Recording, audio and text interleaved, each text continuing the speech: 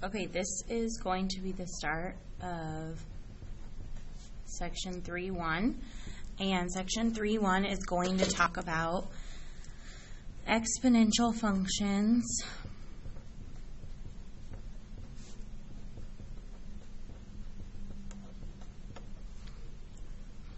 and their graphs.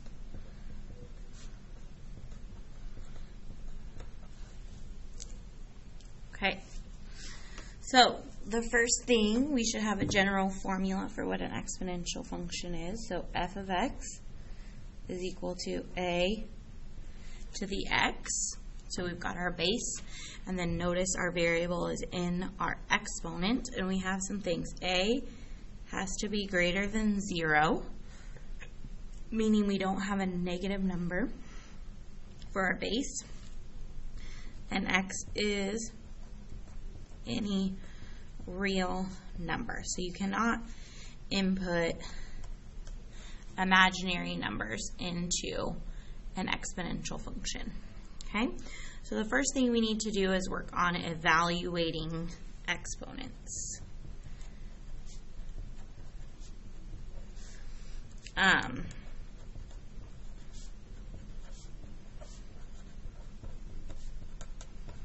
You may want to pause and make sure you have your calculator out right now, because you should be able to do these on your calculator as I do them.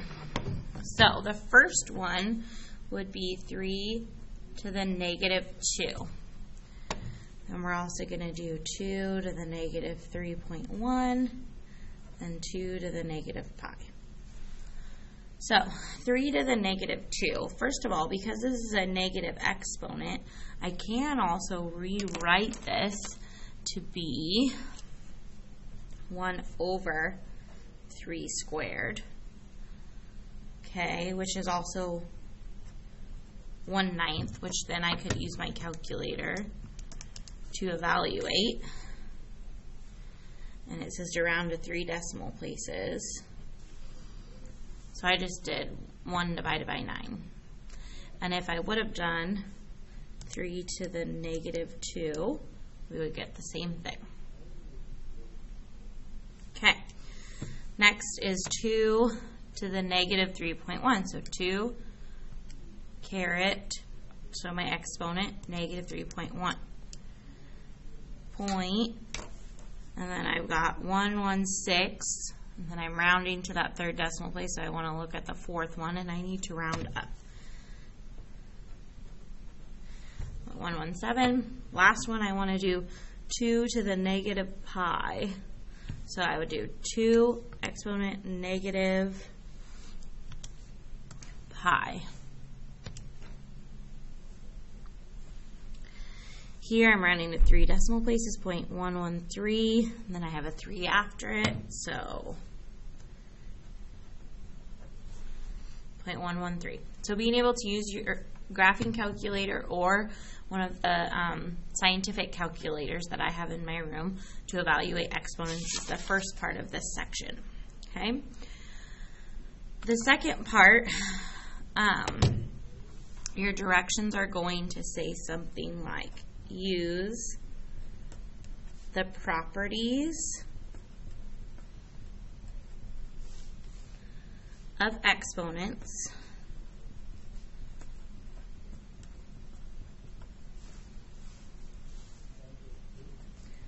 to determine which functions are the same.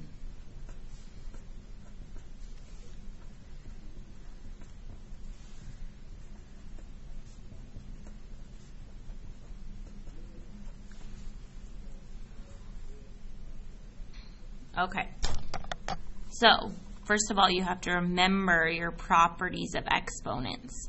So what happens when I'm multiplying 2 exponents with the same base, those types of things. So we've got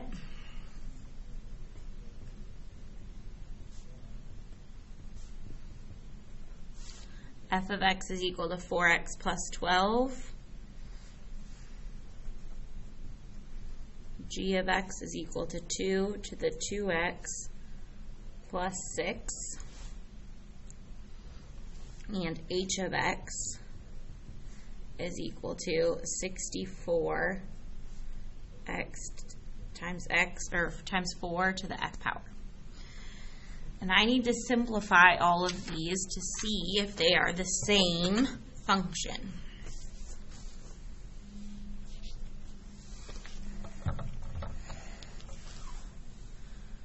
I'm going to try to leave our functions on our paper or on our screen. Okay. So, is there any way to rewrite f of x?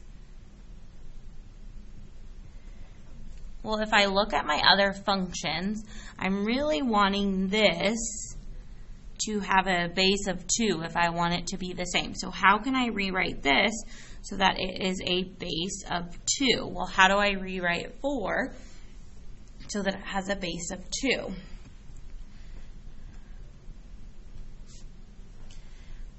What about 2 squared? Would that be 4? I think it is. And then x plus 12. Okay. Well, how could I simplify this anymore? This is an exponent being raised to another exponent, so I should multiply them.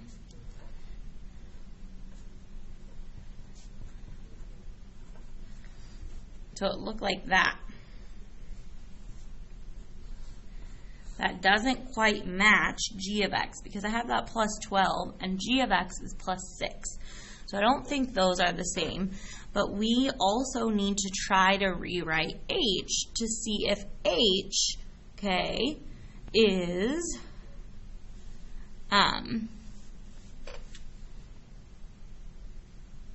if h is can be rewritten with a base of 4.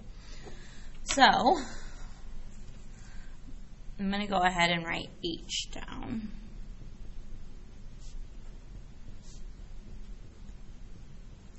And again, my goal here is to rewrite both of these so that they have a base of 2. So maybe right now, pause the video. How do you write 64 so that it has a base of 2?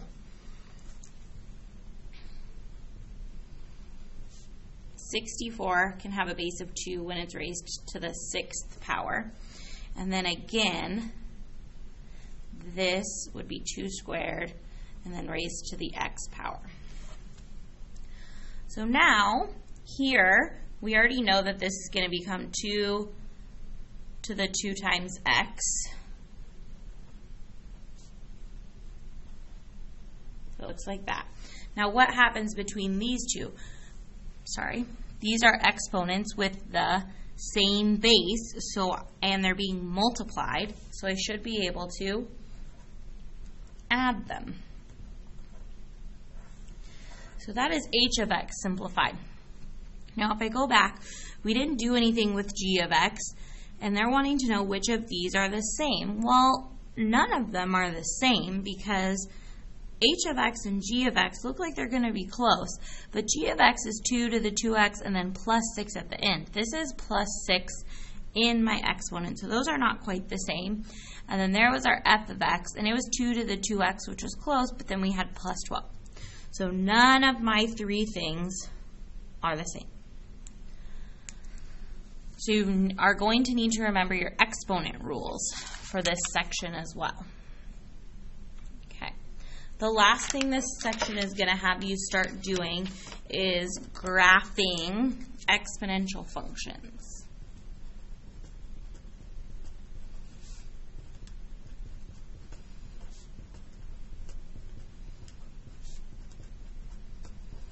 And we have done quite a bit of graphing so far, and all you need to be able to do for graphing exponential functions is make a table in order to make a graph, just like we've been doing.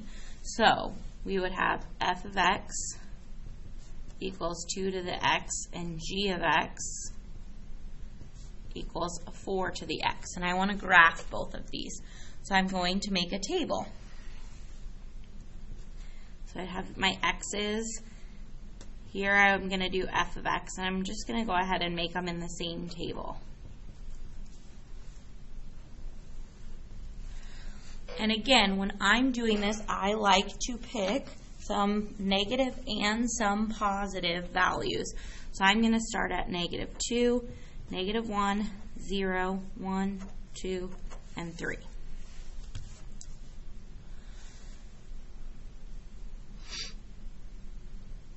Okay, so f of x, I'm taking 2 and putting it there. So it's 2 to the -2.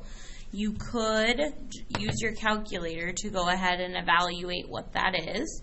Okay, it ends up being 2 to the -2 is 0.25, which is also 1/4.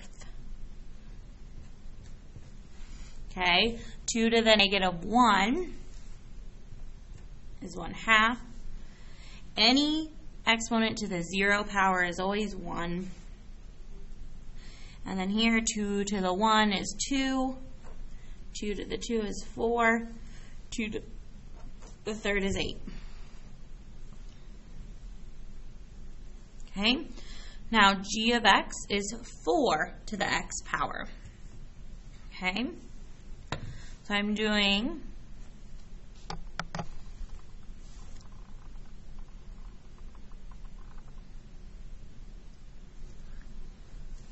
sorry, that's kind of bright, you can't see it. Okay, so I'm doing 4 to the -2 now. And it's 0.0625, and if I wanted to see what that was as a fraction, I could just turn it to a fraction, and it's 1/16. So this is 1/16. I could do the same on my calculator for -1. It's 1/4. This is 1. Now, plug in 1 for x, I get 4, 16, and 64. So again, this is just graphing exponential functions, and you're going to do much like you've been doing, except now you're going to just make a table, plug in some points, just like we've been doing.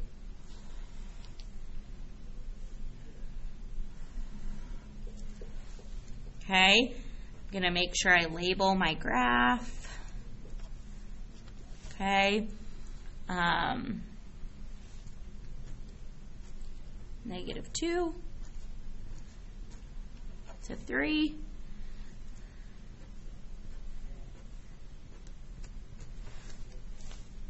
Okay, so now I'm ready to graph. So you could pause here and go ahead and see if you can graph this. You're going to have to kind of estimate where some of these points are going to be. I'm going to graph my f of x in one colored marker, red, and I'll graph my g of x in my light blue marker. So again, pause the video once you have your graph set up and see if you can go ahead and graph this by yourself. So my f of x is at -2, 1/4. So here is 1. And then it's -1, and it's a little higher. Then at 0, it's at 1. Then at 1, it's at 2. And then at 2, it's at 4. And at 3, it's off the graph. So for now, I'm just going to go ahead. And these are a curved function. I want to make sure I put arrows. And there is what my graph would look like. Notice, when I am graphing this, you can see distinct points on my graph. When you are doing your homework assignment, I should be able to see distinct points on your graph. I don't want you just plugging these into your calculator and drawing what the graph looks like. I want you actually plotting points. So now let's practice the g of x. So it should be 1/16. So it should be even lower than this one, which is going to be kind of hard to do. And then at 1, it should be at 1/4. Here it's at 1. At 1, it's at 4. And then at 2, then at 2, it's at 16. So we're off the graph. So I'm just going to connect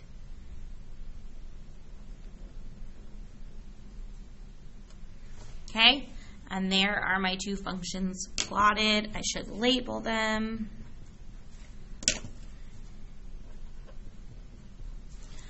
So this section, you're going to get some practice remembering your rules of exponents, and then we're going to work on evaluating exponential, and then we're also going to work on graphing exponential functions.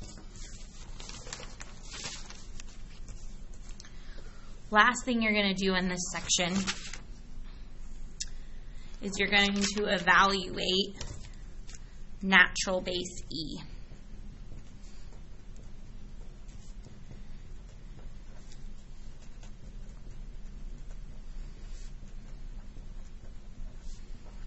Okay.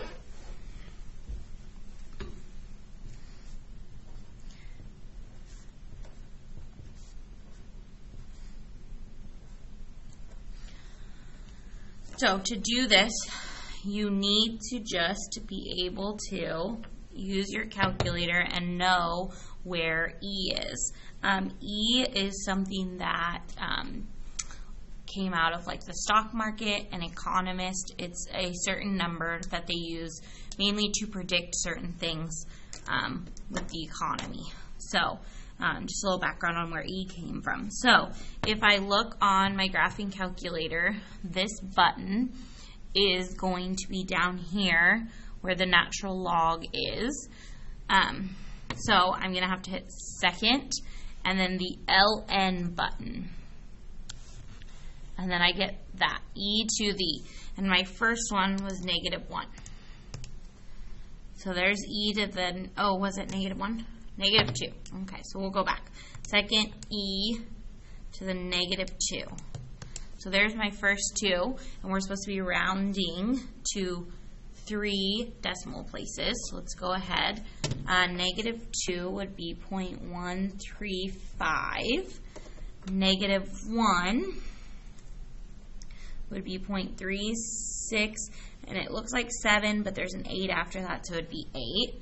And then why don't you go ahead, you could pause and evaluate E to the -1 and E to the -2.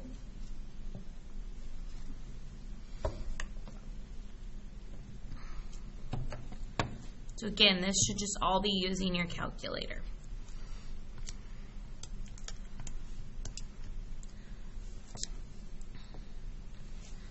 So I got 2.718 and then E squared. 7.389.